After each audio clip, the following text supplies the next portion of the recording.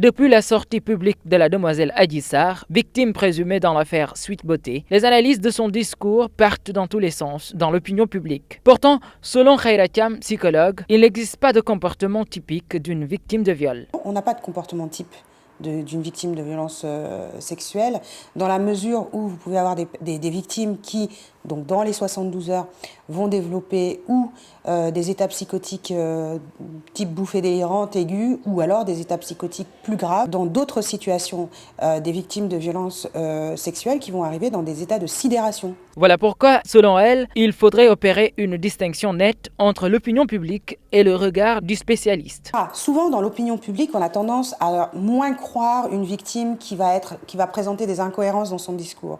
Alors que nous, en tant que professionnels, plus le discours est incohérent, plus on aura tendance à la croire. On aura tendance à y accorder un intérêt important. Ce qui ne veut absolument pas dire que c'est le cas.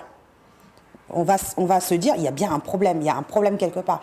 Mais on ne peut pas, en regardant simplement une personne agir, dire telle personne, il y a forcément ça. Par ailleurs, elle affirme que chaque victime, compte tenu de plusieurs paramètres, a bien sa manière d'aborder ce qui lui est arrivé. Alors, il y a des victimes qui ont les mots pour le dire et qui vont pouvoir mettre des mots sur ce qui leur est arrivé. C'est-à-dire que ce sont des victimes qui soit ont bénéficié d'un environnement qui était très protecteur, très contenant, qui les ont aidés. Il y a d'autres personnes qui sont toujours coincées et écrasées par la honte, qui même arrivées chez le psychologue, en ayant fait la démarche par elles-mêmes, même à l'insu de leur famille, de venir chez le psychologue, vont mettre un temps extrêmement long avant de pouvoir évoquer quoi que ce soit de leur traumatisme. Selon la spécialiste en pathologie psychiatrique, analyser le discours d'une victime de viol paraît très délicat et requiert une oreille professionnelle pour établir sa véracité ou non, du fait de la complexité de l'esprit humain dans sa globalité.